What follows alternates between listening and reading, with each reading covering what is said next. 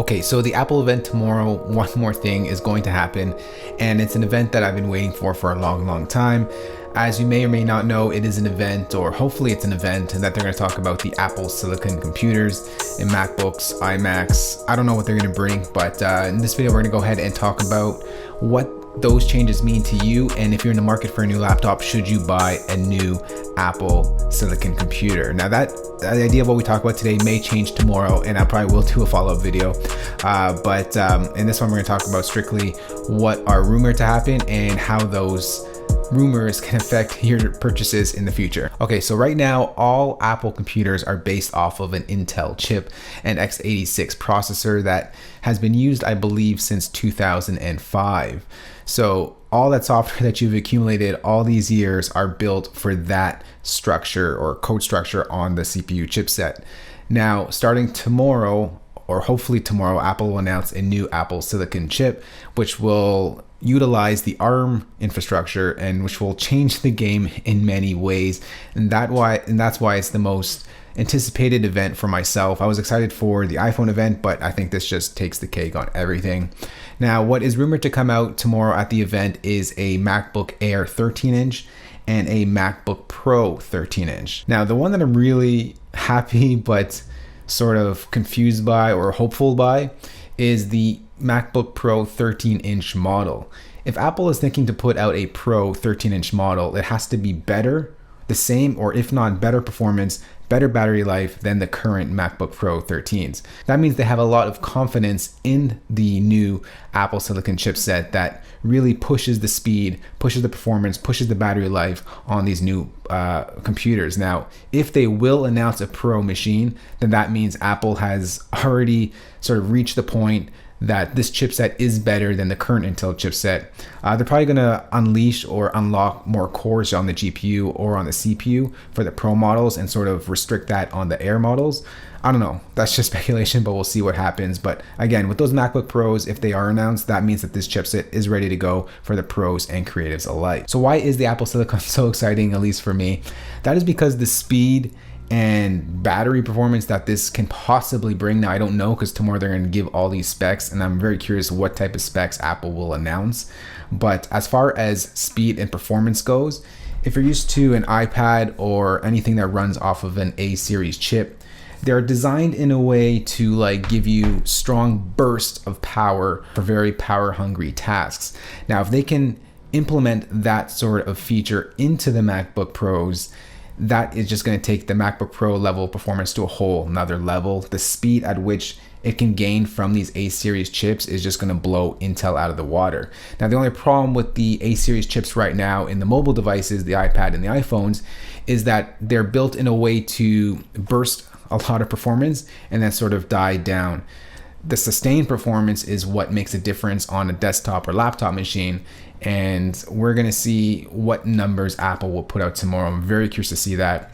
They're probably going to like A/B it on like an export from Final Cut on an Intel machine and then export on an Apple Silicon machine, but I really hope they take it more deeper than that and really show the performance that the A series can provide, because I think that's going to be really interesting to see what it can actually do. Now, aside from benchmarks, that's like a number that people look at on how powerful a machine is, but you can't really place a benchmark number on a software that's been optimized for Apple for that Apple Silicon. Like, remember, Apple makes the hardware, it makes the software, and that's what makes the experience so great. So if you're using Logic or if you're using Final Cut for video editing, they for sure 100% has optimized that software on that Apple Silicon chipset. So when you're going to go ahead and export, when you're going to open up the app, when you're doing a lot of power intensive things within the app itself, that is just going to be a whole lot smoother and a whole lot faster than you can get on current Intel models.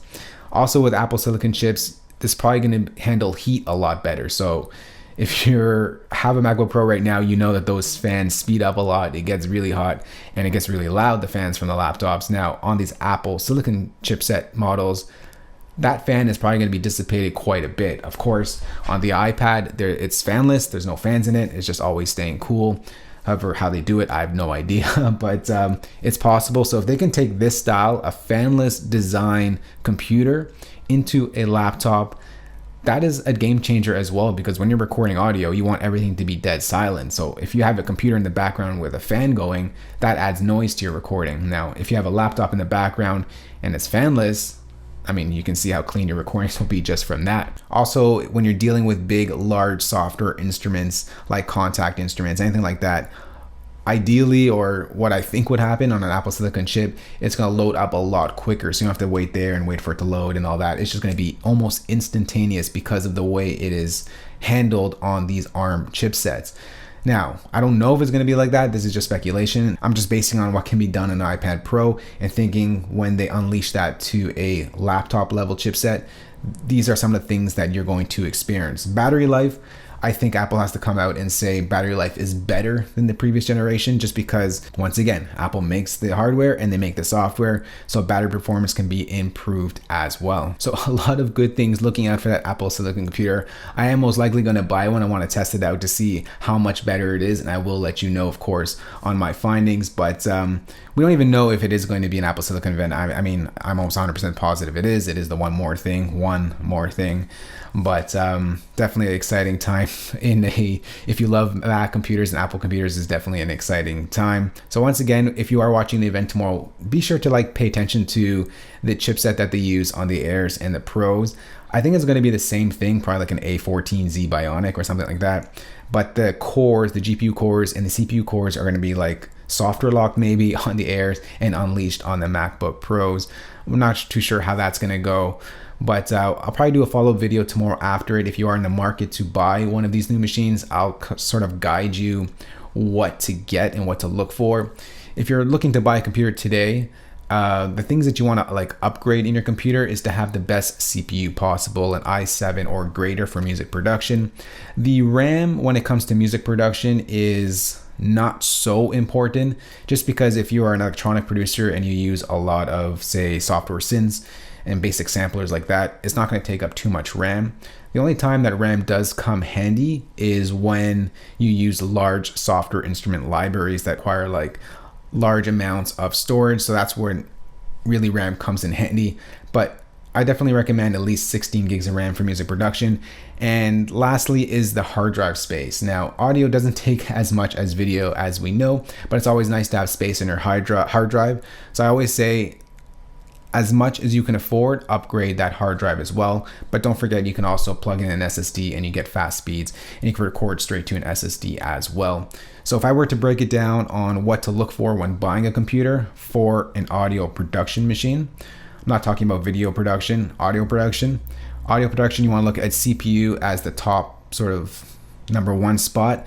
Upgrade that, upgrade your RAM, and then upgrade your hard drive, because the hard drive can be upgradable via an external drive. The RAM cannot be upgraded, but it's not as important as the speeds that a higher core count will give you and a higher speed count on an i7 processor would on Intel processors. Now, this may all change once we hear about the Apple Silicon processors and what they can do for us. I think it's going to be a game changer. I think it's going to make your computers a lot faster, a lot smoother, a lot cooler. You're not going to get that fan design. You're going to open up your computer and it's going to be instant on, just like your iPad Pro, or at least this is something that I'm hoping for. As far as design goes, I don't know if they're going to change it, the design. They might just keep it as is and just throw in a new chipset in there, but kind of hoping for those new iPhone colors to be implemented into the MacBook Air lines and hopefully the MacBook Pro lines as well. I'm getting a little bit tired of the space gray and silver model. Now, other announcements that may happen at tomorrow's One More Thing event is the AirPod Studios. Now, I've been waiting for these and I think they're going to sound incredible, but there's also rumors that's been delayed and it's going to be into the first quarter of 2021. And lastly is the AirTags. I mean, is everyone really excited for these little AirTags to be put on devices just to make sure that you can find them all the time? I'm not too interested in the AirTags, but it seems like the whole tech world is. And so that is also rumored to come out tomorrow as well. And that's pretty much it for the event tomorrow. Really focused on those Apple Silicon computers and really pay attention to the performance, the battery life tomorrow, because that is what's going to make the experience of working on a MacBook Pro or Air a whole lot better on these Apple Silicon chipsets. Now remember, just keep thinking in the back of your head, Apple makes the software and they make the hardware.